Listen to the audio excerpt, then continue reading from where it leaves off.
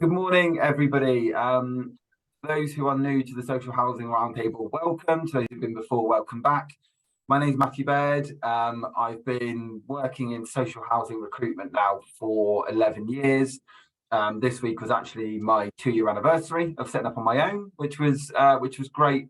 And to those who missed it, there was actually an article in Inside Housing about the Social Housing Roundtable that came out on Tuesday on the day of the anniversary. So please do go check that out. A bit of an overview of last year and I guess what we're trying to achieve. So nice to see some, I'd say, new faces, some returning faces. Today's an interesting one. I got introduced to Veena actually by somebody who ran some of our roundtables last year with me, which is Emma Morris from Bromsgrove District Housing Trust, and I'm going to get Veena to introduce herself in a moment. But that was from me actually working with Emma, who vehemently will say all the time that she doesn't like working with agencies, but she worked with me, which was a really great compliment. And actually, she was the one that gave me the term the ethical recruiter, because I'd known Graham, their chief exec, for a while, and when I met with Emma, there was a lot of hesitation, but it's because I'd said to her, look, let's run some roundtables on some of the amazing work that you're doing down here. And it kind of went from there. So as ever, these stay free because a lot of you use me for your recruitment. So thank you for that. And please do continue, because then they can keep running for free. But that's the end of the recruitment plug on this. These forums are here to try and make change. They're here to bring ideas and thoughts to a table, no matter what level you work at, no matter what arena you kind of work in. If you have a view on social housing and there's something you can bring to it, then you're welcome. And luckily, we're growing into that community. So a couple of little bits of housekeeping. I'll get Veena to introduce herself in just a moment, but do use the chat for any questions during the kind of presentation bit. After that, it'd be great if we can hear from you. Use the raise hand function on the reactions tab, come into the conversation and join in. The more of us that talk, the better. So without further ado, Veena, I'll pass over to you to kind of introduce yourself, but how this topic has come about today, really, and I guess why it's so important we brought it to it on a Thursday. It didn't wait until May to start. So over to you. Thank you. Yeah, so as Matt mentioned, I was introduced to the roundtable through Emma at Bromsgrove District Housing Trust, and we were just chatting about the fact that, you know, our staff seem to be not just a bit flat. This wasn't just the January blues, wasn't just the post-Christmas blurs. People seem to be really hacked off. What is going on? And she asked me, is this just us? And actually, every single one of my clients is going through this. So I thought, right, we need to talk about this. Let's get it on the table and talk about it.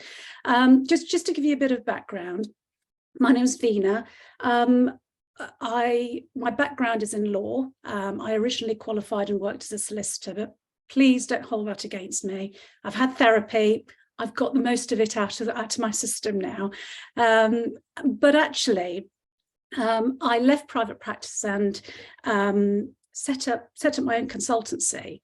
And my main aim really was to keep you guys out of trouble, keep you guys out of the employment tribunal system, because it's not great for resolving disputes. Nobody really wins out of that system, apart from the lawyers, obviously.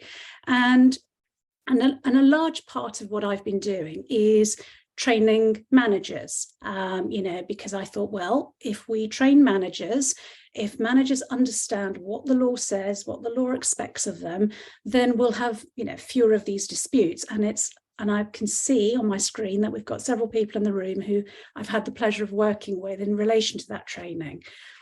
And that training is important. Compliance is important. Understanding how to really, do effective investigations is really important. But that's really only half the picture, isn't it? We need to understand how our people work. We need to understand what makes our people tick. So what I've been doing over the last couple of years is studying human psychology. I went back to school, and I now work at a strange intersection between law, HR, and psychology. It's a strange combination, but works. And I work with a wide variety of organisations, both public and private sector. And I was just saying to Matt before we started this session that 3 years ago, just before COVID, my most popular training workshop was on how to conduct investigations, how to conduct disciplinary and grievance investigations. That was the one that people like to get booked up on. Today, just looking at my diary for 2023, the most popular course is on compassionate leadership. And I think that speaks volumes, doesn't it? But it's something that's bothering all of us. That the biggest problem that employers are having at the moment isn't just we've got an employee who's stealing stationery from us. The biggest challenge we've got is actually we've got large sections of our workforce who don't want to be here, and it shows in their performance and their attendance, how they treat each other, how they treat our service users. Sometimes it shows. So what can we do about it? I don't have all the answers, and it's such a mammoth task. We're not going to resolve it in an hour, but I thought what would be useful was just to share with you what I think the problem looks like. Talk about sort of the theory of motivation and some measures that I've been involved in implementing with my clients. And I'd really love to hear what other people are doing as well, because that's what this is supposed to be about. Let's just share what's worked and what hasn't worked. That would be really, really interesting for me personally as well. So in terms of what I think we're going through at the moment, let me just bring this up. That's all good. Can you all see that? Yeah, brilliant. So in order to understand what we're going through at the moment, let's start with some buzz phrases, and these are obviously massively generalizing phrases, but I think it's accepted across the board that particularly during the COVID years, we had a real uptick in the number of people leaving their jobs. Actually, if you look at the statistics, that increase in resignations, that had been going up before COVID hit. COVID just, made it worse. But it had been happening before. People were feeling dissatisfied in the 2 or 3 years leading up to COVID. And although we're now supposed to be in the post-COVID era, the effects of that great resignation are still being felt by those people who are still in their jobs, because, there are few people doing the same amount of work, if not more. And, as a result, over the last year, what we've seen is people feeling stuck in their jobs, people feeling overwhelmed, not necessarily having the option of moving on. And so I came across this phrase called quiet quitting, which describes the practice of turning up for your job and doing the bare minimum, showing the bare minimum enthusiasm, doing the bare minimum, and then just going home. And I have to say that isn't just about people being, lazy. Very often, quiet quitting is a response to burnout. It's a way of alleviating stress, and I know you talked about burnout in a previous session. It's really, I can't underestimate how important it is to talk about that stuff. But part of that is the quiet quitting we've seen. It is, and you can find, the roundtable you mentioned, we did it with Jenny Blake at the end of last year, and I completely agree. I think there's a piece there around, and it's not just as you say, the burnout and that kind of stuff is absolutely vital, but it's also people being so disillusioned with their business or their pay or whatever it'll be. They're going, right, well, I'm just going to do what I feel you're paying me for now. Exactly. And it's that kind of piece of going, and if someone wants to pay me more, then I'll give more effort, or if someone's giving more benefits, or I will get a better manager. So this quiet quitting piece is massive at the moment, and it's still running on. Completely agree. Well, now, if that wasn't bad enough, we have what's been described as quiet quitting's angry little sister. It's called resenteeism. And resenteeism, I don't know how many of you are seeing this in your teams. This describes people who are not only just showing up to work and doing the bare minimum, but feeling really resentful of it and being vocal about it. You know, I'm trapped here. I've got no choice because of the cost of living crisis and, you know, various other factors. I can't move on. I've got to do this job, but I don't want to be here. And, you know, those people who behave in that way, in a lot of ways, they have a bigger negative impact than those who've walked away. You know, it's almost more damaging than resignations en masse, because that emotional contagion is really, really damaging. You know, and we got to address this stuff that's going on. And as I said, you know, I work with a really wide variety of organisations, but every single one without exception has reported this pattern of people showing up to work and just being really angry, you know. And it's not surprising, you know, there are all sorts of reasons why we're unhappy at the moment. Yes, there is a cost of living crisis, but we can't go and tell Rishi Sunak off. Yes, we're all still sitting here thinking, you know, why is there a war still going on? But we can't put Putin on the naughty step and tell him off for being a naughty boy. You know, we've even got aliens hovering over North America at the moment. You know, it's all bad news everywhere, but we don't have the power to address the big stuff. So isn't it easy to go to work and take it out on those that we work with and those that we work for? Probably there's a large part of that going on. And, you know, you can see it, you know, if how many of you have noticed that, you know, absenteeism rates are going up? You know, are people doing the bare minimum? Are you seeing, you know, a bit more of that incivility? It can start at a really low level, just people getting a little bit snippy with each other, but then building into bigger conflicts, bullying, harassment. I mean, I can see from my case law that I'm dealing with far many more grievances than I've ever dealt with before. You know, grievances and public complaints as well. You know, so and I mean, I was with a supported housing provider earlier this week who were really concerned because their turnover was at 30% and they've never had it that high. And they were speaking to their colleagues, they were speaking to other businesses in the region, and they found out theirs was really low compared to their other people. Like, what is going on? So, you know, it's this piece around, and don't forget as well, I mean, there's a whole piece around strikes at the moment. Yes. And everyone kind of going, well, actually, it's okay to stand up against poor management, poor leadership, poor business. And this culture is having a big impact on, I think, in the UK in particular at the moment. Absolutely. But, and you know, the industrial action is interesting, because what we're getting that repeated message that things are really bad, we're being treated really unfairly. And again, it's that onslaught of the negative messages. You know, it just sucks the joy that you might have, you know, about your job, the little joy that you might have had. So what do we do about it? Well, you know, in the ideal world, wouldn't it be lovely if we could all give everybody big, fat, juicy pay increases? Wouldn't it be lovely to, you know, let people have swanky cars and allow people to just decide for themselves what hours they want to work, where they want to work, even, you know, decide for themselves what holidays they would like?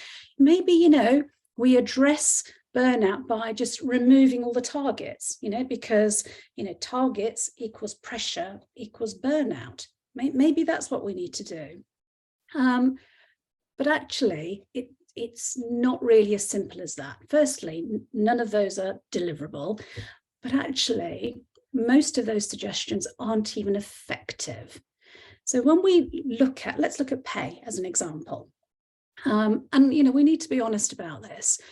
The reality is that for a lot of people, you know, any pay increases that they've had over the last few years have probably been cancelled out by inflation, you know, and this one's a tough one to address. But ultimately, pay is a hygiene factor.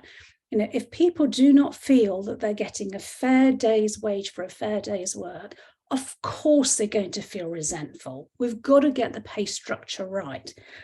But paying more on top of that isn't necessarily going to result in long-term increased employee engagement.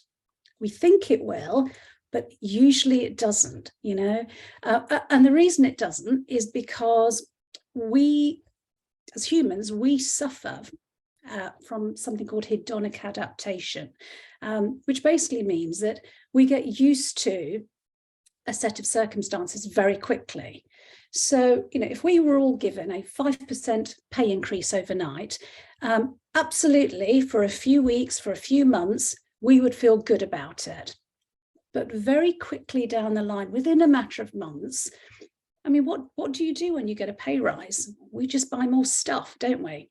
And we stop appreciating it. It no longer has that positive impact on us. The same with shiny new cars. You know, within a matter of months, we're still stuck in the same traffic jam, and the same traffic works on the same bit of the motorway, just in a different car. You know, those sort of external material motivators don't have a long-term impact. So what does? Well, there are various motivation theories out there. What I've done is kind of mashed up what I think are probably the most workable theories. And what the research shows us is that essentially there are 4 ingredients we need to get in place in order to really tackle employee engagement. And this is what it looks like. Number 1, mastery. That simply means when people feel capable and competent at doing their jobs, it makes them feel confident. They do more of it because they feel confident. The more you do it, the better you get at it. You know, the better you get at it, the more you want to do it, and round we go. But actually, it's a little bit more than that. It's not just about being competent. And actually, one of the reasons why people disengage is because they've become comfortably competent. They're just on a hamster wheel, doing the same old, day in, day out. Because we have this innate need for progress. You know, we need this feeling of forward motion, that feeling that, you know, actually I'm better at this today than I was 6 months ago. And it's, you know, that psychology, by the way, is used everywhere. You know, for those of you who have teenagers like mine who are addicted to gaming, I find gaming equally frustrating and worrying and fascinating, you know. And what the gaming psychologists have worked out is exactly this, that, you know, if a game has the same level of difficulty all the way through, or it's just, you know, easy, people switch off straight away. Whereas, you know, if you keep people on the cusp of their comfort zone, they're going to stay engaged. They're going to continue playing.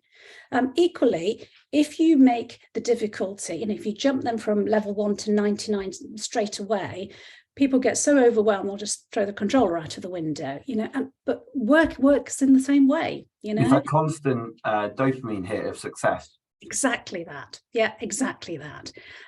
So managers who are sitting there thinking, you know, Fred's great, so reliable, turns up every day, does their job, I have no hassle at all. Probably Fred is, you know, the least engaged in the team because he's not growing, you know. And growing doesn't necessarily mean promotion, by the way. Not everybody is, you know, super ambitious. We need to respect those people. But that doesn't mean that they have this innate need to just grow in some way, learn the new stuff, you know. So that's what mastery is about. Autonomy, you know, and you know, we saw through COVID that you know, when Boris Johnson first told us to work from home, I had managers contacting me in tears. You know, they were convinced, you know, my team are just going to sit at home, you know, they're going to watch Phil and Holly and sit on their sofas eating donuts, and they're not going to get any work done at all. And that didn't happen. The opposite happened. You know, you trust people to get on with their work. The vast majority deliver. But autonomy isn't just allowing people to work, you know, in a sensible way, but it's also about not micromanaging. But we all micromanage, don't we? And the reason we do that sometimes is because we don't trust that employee to do the job at the standard we need to be done at, and that again feeds into the mastery piece. Have we done the work with that employee? Have we done the coaching? Have we given them the tools? Have we enabled them to do the job well? So autonomy is important. Purpose, absolutely critical. And this should be an easy one for you guys. There's no greater motivator than being able to see how much of an impact I have on my team, my organization, and our service users. That's such a huge motivator, but we lose sight of that. We're so task driven. Sometimes we forget to remind our teams, look, this is what we're doing. Yes, I know the headlines are full of, look how terrible this place is, and look at the mold, and look at, damp. But actually, what about all the good stuff that we're doing? Look at our achievements. Many years ago, I worked in private practice as a solicitor, and I remember thinking, I need to negotiate a pay rise. I've got fee targets. I'm meeting those fee targets. I deserve a pay rise. And I went and negotiated, got a decent pay rise. And within 6 months, I left. I left not because I was, deeply unhappy, but I left in order to work for a Citizens Advice Bureau. And I took a massive pay cut for that, massive. But I absolutely loved working there. I'd never been so engaged because I understood what my purpose was. It wasn't just filling in timesheets. It wasn't just fee earning. I was helping people who really needed the help. And I saw it in action. And a lot of people who work for those organizations, they do take a huge pay cut. A lot of them work on a voluntary basis, but they understand what the purpose is. Sometimes we forget to remind people that this is why you matter. This is the difference you make. And then finally, but actually the most importantly, relationships, because, I can be the absolute expert in my field. I can feel super confident in what I do, and I might be given the freedom to do whatever I do, whatever I want to do, wherever I want to do it. And I might have a very clear sense of where I'm heading and my purpose. But if the people I work with are awful, I'm going to walk away. And actually, it will also show in my behavior as well. Relationships matter. The way we treat each other matters. That one, I think, has the most impact on employee motivation and employee engagement. And a lot of this is about psychological safety. The irony isn't lost on me, by the way, that I've brought up a slide with Google in it, I understand they're making thousands of people redundant at the moment, but they did a really interesting piece of research. And it's worth looking this one up. Their research was called Project Aristotle. And, they were trying to work out why it is that, some of our teams are really effective. They work together really well and they really produce the goods, whereas other teams, not so much. What are the factors that result in these really brilliant, effective teams? Is it the pay? Is it the fact that, they're paid, film star wages? Is it the fact they've got bean bags in their offices and pool tables and bowls of M&Ms? Actually, the factor that came out right on top was psychological safety. That feeling that within your team, you can ask questions, you can put forward alternative ideas, you could even make mistakes without the risk of being unfairly punished or humiliated. Do you have a psychologically safe team? Because that's one of the key factors. Yeah, Kevin. Sorry, I have to drop off the call in a few minutes because I've got to join a customer call. I think this is fantastic, by the way, and I think this is something we really should be talking about. And I think for me personally, what we have to remember is that, each of our individual people have different drivers. So I will openly admit that, I need a pat on the head and a belly rub. I need someone to tell me I'm doing a good job, and I need to feel valued, and that's just me personally. I've always known it. I've known it for a long time, and money probably comes a second, third, or maybe fourth even. But being paid appropriately is part of that being valued. Yes. Do you know, I've worked with people where money is the top one. Do you know, it can be a hostile work environment, it can be so under pressure, but as long as they feel that they're rewarded financially. And, you know, I worked with a lady, I've worked with her for a lot of years, and her main objective was always personal growth. So as long as she felt that she was personally growing and learning and contributing, you know, that was their driver, and money and being told they were doing well was down the list. So I think all this is brilliant, but we do need to remember that our people are individuals and have different drivers as well.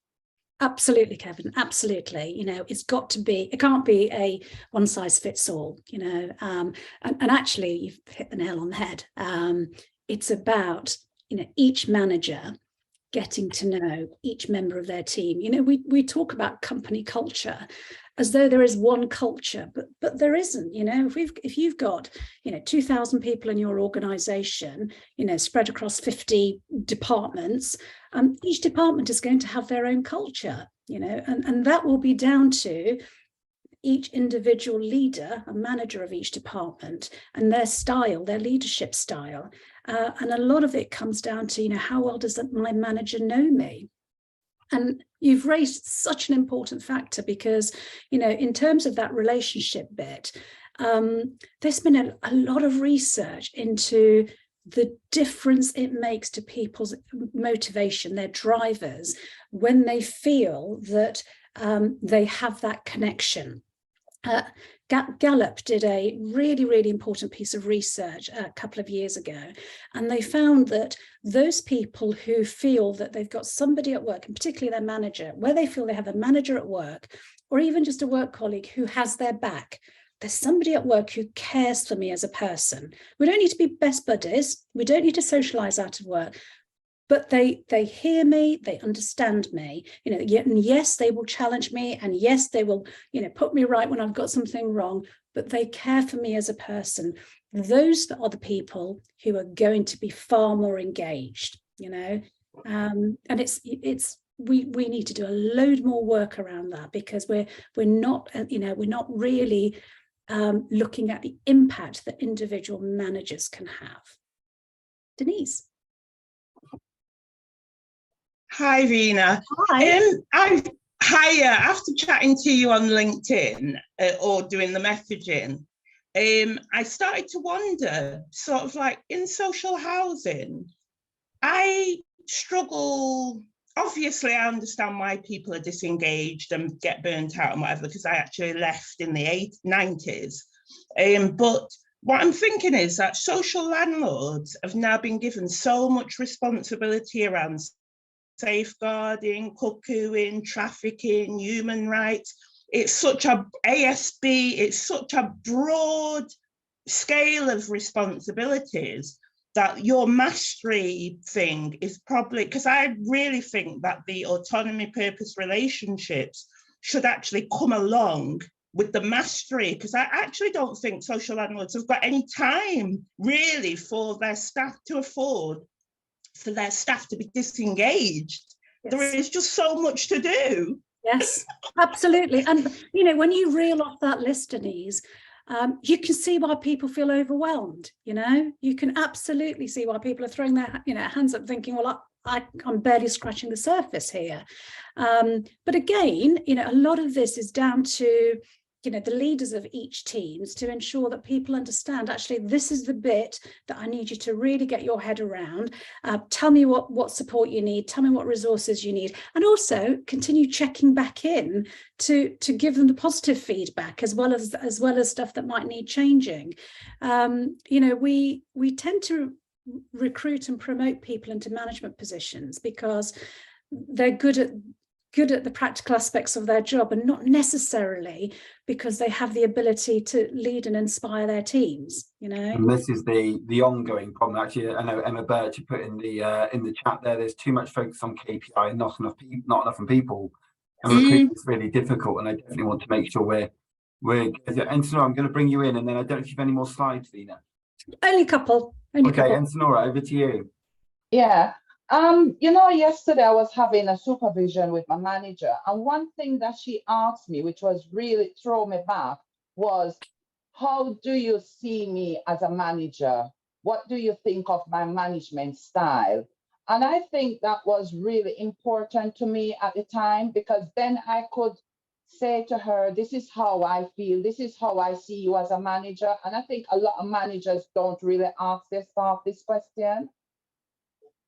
Absolutely, absolutely. The most terrifying thing I ever did, we had an anonymous survey that went out to the entire business, and someone was like, right, review my management style. It was awful, but it was really valuable information because it got you true insight. Yeah, but such an important question, you know. We think that this is just a one-way relationship, you know, but in order to motivate and inspire and lead, you know, exactly as you said earlier, that, you know, our style has got to match that individual person, as Kevin was saying. It's also a really important discussion to have, because the way we as leaders, the way we as managers receive negative feedback is really, really important for other people to see as well. You know, if we start getting shirty and defensive, what sort of example are we setting? You know, by encouraging those open, honest conversations, you're setting that example. And actually, psychological safety is a lot about, you know, being able to be vulnerable, you know, without getting defensive, without getting, you know, feeling you've got to hide. That's a brilliant question. I love that, you know, and all of us should be asking that question, you know. Thank you for that. So really, as I said, I don't have all the answers, but these are some of the measures that I've been helping some of my clients implement. Some of the, you know, just where we're kind of shining the spotlight this year. So, you know, getting your staff off the hamster wheel is really important. Just keeping people challenged and growing is important. Monitoring how we communicate and that feedback style, as we've just discussed, you know, just because somebody is good at their job, does it mean that they know how to give constructive feedback? Or actually, do they completely avoid having those difficult conversations? Or do they just, you know, bulldoze over people, leaving people feeling a bit bruised and deflated? Are we checking in to see that that's actually working properly? Training our managers effectively, you know, and you know, for those of you that I've worked with previously, you know, please don't feel that, well, all of that employment law and stuff, you know, leadership stuff that you did with us previously, is that all useless? It's not. It's still really important, but we've also got to train our managers so that they have the tools to actually motivate and inspire and help their teams grow. And here's one for you to think about. Do you have any toxic superstars in your organizations? I can see a lot of people nodding and smiling. You know, the toxic superstars, you know, they're a little bit like the adored rock star who trashes their hotel room just before a big gig and know that the consequences are going to be minimal because they've got to show up for the concert. We have people like that in the workplace, don't we? We have those people who seem to be super talented or super hardworking, very important, and so they get away with poor behavior. They get away with doing stuff that they shouldn't be doing, with a bit of rule breaking and not respecting boundaries, and, you know, really having a negative impact on other people. Most organizations have these, you know, and it's time we started looking at whether they are actually as indispensable as we think they are, because very often what they're good at is self-promotion. So are they actually indispensable? But also, how do we stop them from being toxic? How do we just focus on their superstar bit? And then on a less dramatic level, what about our on-the-ground influencers? You know, and every team has these. There's people who are, you know, sometimes it's positive. They're the ones who are really keen and, you know, show up every day with a smile on their face, or just really passionate about what they do. Are we giving them enough of a platform? What about the other side of the coin? Those people who will find something to moan about all the time. You know, the mood hoovers. We've got to tackle those, because, you know, that spreads, that unhappiness spreads very quickly. And you know that when those personalities go on holiday, the mood changes in that team, doesn't it? You know, you've seen it. We've got to Problem tackle is when those people are in charge. Yes, even worse, even worse. And actually, it's even more important to tackle those. And, you know, that point you've just made, Matt, that's a really important one, because, you know, our teams are really astute, and they will work out, they will know if you don't feel the love, if you don't feel motivated, why the heck should I? You know, you remember those teachers we had at school who showed up and they were bored out of their brains. You know, that even, you know, children who were quite interested in history, they'd listen to, you know, 2 minutes of somebody who's just waiting to retire, and they'd be completely turned off. And you'd have some teachers who really just showed that passion. They could get kids to love algebra, for goodness sake. We need more of those. We need more of those. But, you know, just putting my legal head back on, please be mindful that those people who show up and with a, you know, Eeyore cloud over their heads, the law does allow us to address those personalities. You know, people will often say, it's just my personality, you know, you can't do anything about that. You can. We can expect them to change. And if they don't, and if we, you know, if we set out the parameters, this is what we expect of you. If you are unhappy about something, come and speak to me personally. Don't have an, you know, open forum out there. Don't hold court out there. And if you can't respect these boundaries, this is the process I'm going to have to follow. That sounds a little bit harsh, and obviously I would try to use a coaching approach first, but some people can't be coached out of it. You might need to use a more directive approach. But, you know, it's just something, it's something to watch out for. And those people in particular, I'm finding there's more and more of them at the moment. And so again, it's important for managers to be really proactive about that. And don't just pay lip service to DEI, by the way. You know, do this stuff seriously. We want people to feel proud of the organizations they work for. You know, that goes a long way towards, you know, serving that purpose. I know we'll move on to the chat bit in a minute and get people involved, but that part to me is absolutely key. Yeah. From a recruitment side, that part is where people used to feel their work was part of their identity.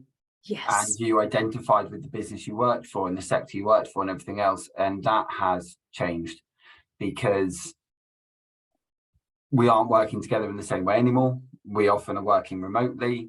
There's housing officers who've got patches that are way too big and are just going, what do you expect me to do? When the expectation is get on with it.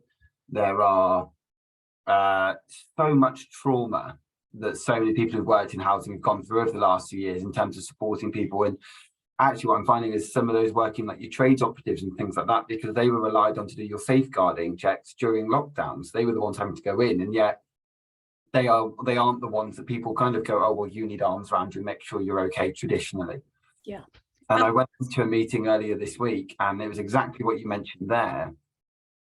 The business were doing so many amazing things, but weren't shouting about it. I was like, A, not only is that not attracting staff to your business, but B, is it losing value? Yes, you'll send an internal memo, but if you actually put something out on a website to say, look how amazing these people are, or these are good news stories, that makes people feel more loved. Yes. So if you're not seeing people all the time, and they were talking about how they used to do pre-pandemic, they used to have a yoga class every now and then or something like that. It was a bit of fun. Now you've got to bring that back. Yes. Because work is meant to be, you know, it takes up so much of our life. And if it's all just a grind, then of course you're A, going to burn out, but B, leave. And why wouldn't you? Yeah, absolutely. Absolutely. And, you know, the media doesn't help here. I act for a number of organizations whose industries have been in the news, not them themselves, but, you know, this is what's going on in the police force, and this is what's going on in the fire service, and this is what's going on in this health trust.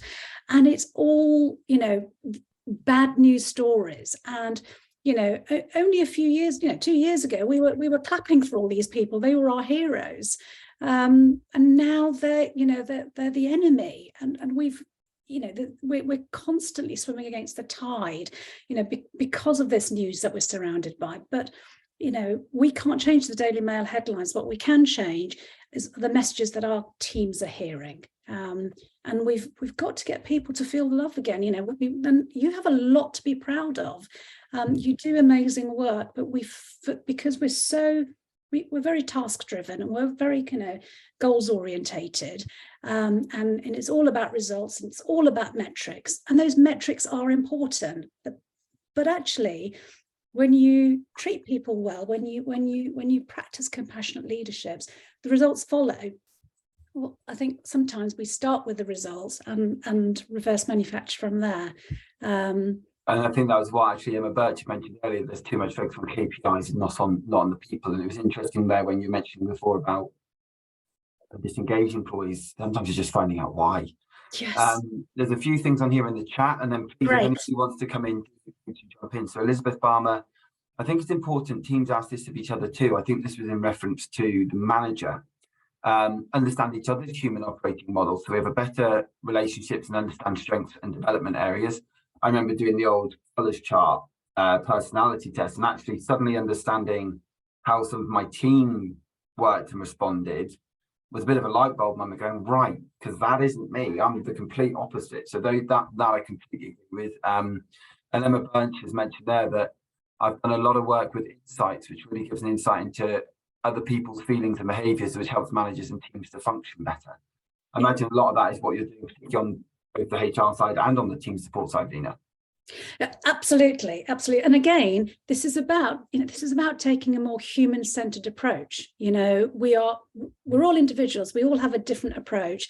We all have our strengths and weaknesses. The fact that you don't have the same strengths as I have doesn't mean that you are less able than I am. And the least effective teams, and the research backs this up, the least effective teams are the ones that, where you've just got identikit, team members, where everybody just comes with the same strengths.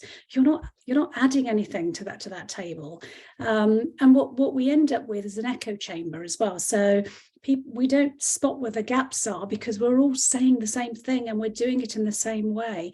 We need that diversity, not just diversity in terms of race and gender and all the rest of it, but actually cognitive diversity. That goes a long way towards creating more effective teams. And it's interesting because Val Knight had put in the chat, confidentiality and trust is a major point with managers as well, and I couldn't agree more, because it just triggered something else when I read it, which was a few years ago. This was before the pandemic, so it may have changed, but the spike in terms of when people search for jobs through the week, if there's one kind of 2-hour spike, was Monday morning 10 till 12. Yeah. It was after that Monday morning meeting, people are at their desk, they'd had the weekend, they thought, oh, maybe it'll be all right, maybe it was just a bad week, and they go and they finally have enough. Yeah. And they search during work time, because after work they're too tired, and weekends they're too tired. I was talking to a business saying, well, we're trying to advertise at 5 o'clock. I was like, why? No one's going home and advertising. Job searching, that's a full-time job in itself. They look when they get a notification on their phone, and then they have a bit of a research, and they might send their application later. Yeah. But it's that Monday morning. And I don't feel that's changed. Emma, great to have you with us. Do please come in. Nice to have you on the roundtables. Nice to be here. Thanks very much. I think really, really good stuff. I think some of the issue that we have, so I work for Solihull Council but provide support for Solihull Community Housing as the housing sector as an ELMO. The difficulty we have is this issue with time with managers. So we're constantly getting the narrative across the organisation of we don't have time to do that. Our sickness is really high. The reason for sickness is mental health issues. That's really high. And trying to get people out of that mindset and trying to create that psychological safety is really, really difficult for managers, because they're so focused on from the top down of KPIs, and we've got to do this and we've got to do that. The kind of the balance of having good people will give you good results is kind of missing, and the work I'm trying to do with our executive team is to try and bring that back. And we're dealing with a kind of an executive team that are very focused on KPIs as opposed to the people side. So I feel sometimes it's a bit like banging my head against a brick wall with them. But we've done quite a lot of work. I mentioned about insights. That's really helped with some teams. They've really embraced it to see how each individual person in that team works, and the manager can try and modify their behaviour slightly to whatever it is they need, to the expertise and the skills within that team. But it's difficult. It's a difficult job. It really is. And you know, Emma, you've worked in kind of HR roles as well, leadership HR roles. So you'll know what I'm talking about when I say this. But you know, we have policies for dealing with absence, and we have policies for managing performance and managing misconduct, and the way they're designed, because that's what the law says, and because that's what the ACAS Code of Practice says, they're quite punitive, aren't they? And so what we end up doing is, we start these scary punitive processes, and it becomes a self-fulfilling prophecy. You kind of start talking to people about, well, unless you improve your attendance, unless your performance improves, this is what the various stages looks like. Obviously, confidence is going to be knocked by those sort of conversations. And what we've forgotten how to do is just to have the conversation. What's going on? You've always been so kind of, sharp with your timing and your attendance, and I'm seeing a difference, and is there something that I can help with?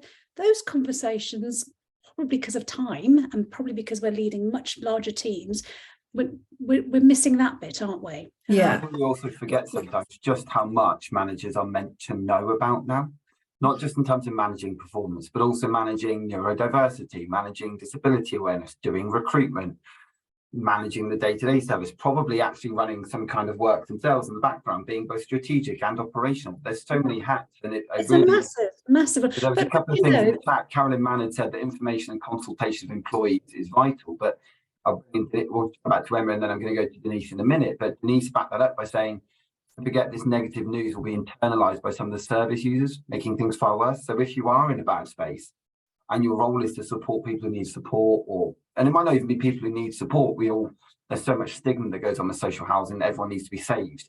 Sometimes it's just, this is going on in my house, or I need help with my rent, or whatever it will be. If you go in feeling negative, then that's never going to be a positive conversation on the other side, Emma. Yeah, it's very true. And just picking up a point Veena was saying, I think managers go from, oh, everything's fine, to the end degree of, I want this person out. There's no middle ground. There's no, and you can't, because they're under pressure for time, and they see, for them, the biggest thing is to just get rid of this problem, get rid of this person, and everything will be all right. And it's just not as straightforward as that. And we noticed in lockdown with, people that deal with ASB cases and homelessness, that they were really, really struggling trying to deal with all that at home without the support and the safety net of their teams. Now we're trying to bring that back together. That's creating other issues. We're trying to bring them back to not as they were, but to try and create that more team cohesion. And we're getting more grievances now. And you just think, it feels never ending, doesn't it? It feels never ending. Yeah. Denise, I'm going to bring you in, and then there's a really interesting point from Kate Wood that I'm going to bring up in the chat. Denise, over to you. Listening to the conversation, what's coming up for me is that isn't creating a team or organisation and an environment which is founded in psychological safety, is that not a serious competency and skill in itself? That you can't necessarily expect leaders and managers to just have. This is something that takes a lot of training. You need therapeutic skills and all sorts of things.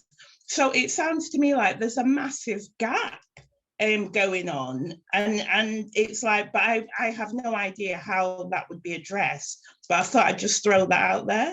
Yeah, there is a massive gap, Denise, but actually it doesn't need to be a huge mountain to climb. When it starts actually at the recruitment process, when we're recruiting or promoting people into management roles, and managers do have a massive impact. I was just reading an article earlier that a survey that was carried out where thousands of employees were surveyed, and nearly 70% of them say that their manager has more of an impact on their mental well-being than their therapist or their doctor That's shocking, isn't it? But it doesn't mean they've got to be qualified therapists. It doesn't mean that we've got to send them off and for extra work. It's about, are we recruiting the right people in? And what we tend to do is promote and recruit the people with the experience. They've served the time, they've done the time so they can have the job, but have they actually got the right approach? And there are questions that we should be asking at the interview process around, how they deal with people who've made mistakes. When was the last time that, somebody criticized you personally? How did it make you feel? How did you respond? What did when was the last time you asked what you thought was a stupid question? We need to have more of an emphasis on recruiting for their approach rather than merely time served, I think. This is the case in so many sectors I work in, which is, we need somebody who's got at least, they're recruiting for a manager, we need someone with at least 5 years experience in team leader. I'm like, why? That isn't what makes them a good manager. But I think there's also a piece there that definitely gets lost. Whenever you have anybody new start, if they've never worked in housing, there's a huge mentoring, training, all the rest of it program. When someone steps into management, cool, you know what you're doing, crack on. Yes. And that piece around really not just training a manager, but shadowing and helping and holding your hand and kind of going through things, going, look, that was tough, are you all right? Because there are days as a manager, things are so hard, because as we talked with Emma and some of the points in the conversation, and it ties me into Kate Wood's point, which I'll bring up in a sec. There's so much pressure to be a manager now. Manager is one of the most difficult roles to do, is manager of a service, because there's just pressure from everywhere. And he said that, as a manager, I have to agree with the diversity. I've gone about recruiting by making it person-centered rather than skill-centered. It's been a long induction, but initial results are promising. The Brene Brown books discuss just these issues, and it's great to read from a leadership point. And I brought this up when I was with a business who I'm a trustee for the other day, because they were saying we're struggling to recruit because there isn't the skill sets and those kind of things. I was like, well, that's fine, but talk me through your last period of recruitment where things went well. They hired 3 people, and the person with loads of experience left after a month, and the 2 who'd never really worked in it before stayed and are brilliant. We're so obsessed with experience that we forget how much we impart in that first month, the first couple of months. Let's hire based on A, personality, but B, the culture and values of our business. And that's where you've got to be realistic with your own culture and values. If you have a culture, regardless if you like it or not, that is quite commercial, don't hire someone who's going to be all about people, because whilst you might want them, if you're recruiting them at CEO level, then brilliant if you're trying to change it. But if you're recruiting them at the bottom, that person's destined to fail. But actually, you've made such an important point, because it does need to start at the top. I remember going into a housing association a few years ago, and my remit was to train everybody on respectful behaviours, basically. And yes, everybody had to come and sit with me, and we talked about, what we should and shouldn't do and the reasons for it. But actually, at the senior leadership level, there were people there who didn't believe in it, and I thought, well, what's the point then? Because they're watching you as an example, and they're always going to be sitting there thinking, well, if she or he can behave like that, then why shouldn't I? And it's got to start at the top. And culture is everything. I mean, someone mentioned it earlier in the chat, culture in housing is going through a lot. Let's not forget at the moment, there's it's a very, very challenging time for the sector. We talked about the media, but a few years ago we had Grenfell, then we had Peabody, then we've had the young kid from Rochdale. There is going to be more this year. Damp and mold is everywhere. Quajo is doing some amazing work at getting out like some of the issues. And that's where it ties back into accountability. And there's a few things in the chat we said about broad background can help, volunteer roles can help. CIPD survey shows that people leave bad managers. Fantastic football players don't always make great managers. But when we talk about that accountability piece, if you see your managers being accountable and actually holding their hands up when they've made a mistake, there's more trust. And there was a really amazing point yesterday. It was on Twitter. Quajo called out Grand Union Housing. There's an ongoing case there, and said, look, as he does, he's kind of like, look, this is a problem, there's nothing being done. And very swiftly, the CEO of Grand Union, which is Aileen Evans, who used to be the CEO of, president of the CIA, said, look, I'd love a conversation. We've met before, Quajo. I will talk you through this. There have been mistakes made, but there is another side to this. Can we please have a conversation? And immediately there was an accountability going, it's me, I'm responsible, this is my thing, let's go. And I know she has so much respect from her staff because of exactly that. And I feel that is missing in housing. When we talk about culture, that culture of accountability sometimes is a challenge. And as Emma's mentioned earlier, there actually, if managers are saying one thing but doing something else, or directors doing something, then actually what we find is people going, well, actually, it doesn't matter how I behave. And that in itself is a further challenge. I don't know if there's anything that kind of within your training on accountability and things like that that comes in. I imagine it's a constant challenge for you. It is constant, and actually it feeds into the area around vulnerability. And you know, some of the organisations that Emma and I have worked with together, vulnerability is not a cool trait to have. And it might not be, if your job is to be seen to be authoritative and strong and directive, it seems to jar when somebody like me comes along and says, actually, you need to show vulnerability, you need to show that you're human. But you know, we're never going to get that human connection, you know, that the research around relationships. For those of you who are interested, I'd really recommend looking up the work of Jane Dutton, Professor Jane Dutton, and she talks about high quality connections, and that goes such a long way towards engagement. And you know, what her work shows us is that, you know, when we have respectful engagement, when we show vulnerability, when we, you know, have psychological safety, when we have a laugh actually as well, you know, not just completely obsessed by the metrics and the data and targets, but also when we just have a bit of a laugh together, you know, those little social positive interactions, they're like interpersonal vitamins, you know, they give you a bit of a boost, they give you energy, they build the social fabric of your teams, and we lose sight of how effective just those little steps can be. And opening yourself up to people is one of them, you know, but it's hard because I'm supposed to be strong and, you know, leader. Emma's just mentioned she's got to go. So good to have you with us, Emma. Thank you for joining today. And you're right, everyone is doing a really great job. And actually, Kate was mentioned in the chat there that accountability and modelling behaviour is huge. Unfortunately, many councils and indeed RPs don't model these traits as it's a blame culture. And this has worked its way through the sector. Being vulnerable, open and able to say, I own that mistake, takes so much heat out of the situation, allows others to feel they can also make mistakes. And I know when I was growing up, there's one manager, as soon as I read that, one manager immediately came to my mind. Just reading that going, yeah, it's John Lucas. I know exactly who that guy is. I know what he took accountability for. But he also said on my very first day, and it was actually working in sales, it's like 99.9% of the time, if you screw up, I can fix it, don't worry. And suddenly I was safe.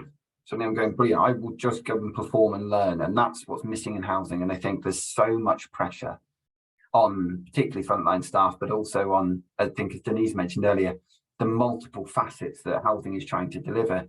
Not just obviously those guys, but also being the developers. They've got to be the people building the homes, and they've got to be the people fixing the homes, and they've got to be all these kind of areas as well. It is a challenging sector. I love that Emma mentioned before, be kind and take care of yourself, because it is a hard one. But the hour has flown by. So I was going to say, Veena, are there any kind of last thoughts you'd like to share with the group today? I just wanted to pick up on that blame culture point, and we could spend another hour talking about that alone. But I have to tell you, the cases that I deal with, that's one of the ingredients, I have to say, that's the biggest barrier to improving performance. When we start the conversations with, you've cocked up, you're to blame, you're never going to get any meaningful improvement. We'll never get to, get the mastery piece under our belts, and therefore we lose the engagement. Maybe we should have a different round table on that. I'm certain we will. It's a huge subject. This is a huge subject, but I hope, we've got some food for thought, and I would love to hear what I was going to say, how can people keep in touch with you? How do people connect with you, Veena? Find me on LinkedIn, Veena Allison. I'm the only Veena Allison around. So find me on LinkedIn, please connect with me. I would really like to know and learn what things have worked and what things maybe haven't worked, because we've all got a part to play in this, you know. And Matt, you really made a really important point that for most of us, we spend more of our waking time at work with our work colleagues than we do with our loved ones at home. If work isn't working for us, if work is making us feel miserable, what on earth are we doing with our lives, you know? So we all have a role to play in this. Please do get in touch. I'd love to see what you're doing. Well, I'm certain we'll do another roundtable later this year, so I'm always happy to have anybody who wants to kind of volunteer, so that's great. Thank you everyone who could come today. Next Tuesday, we are back with Alexandra Gibson from the CIH, who's going to be discussing the Better Social Housing Review and whether or not it's actually viable. So really looking forward to that session. But for now, Veena, thank you so much for joining me today. Thank you everyone else who could come along, and look forward to seeing you all at the session soon. Take care.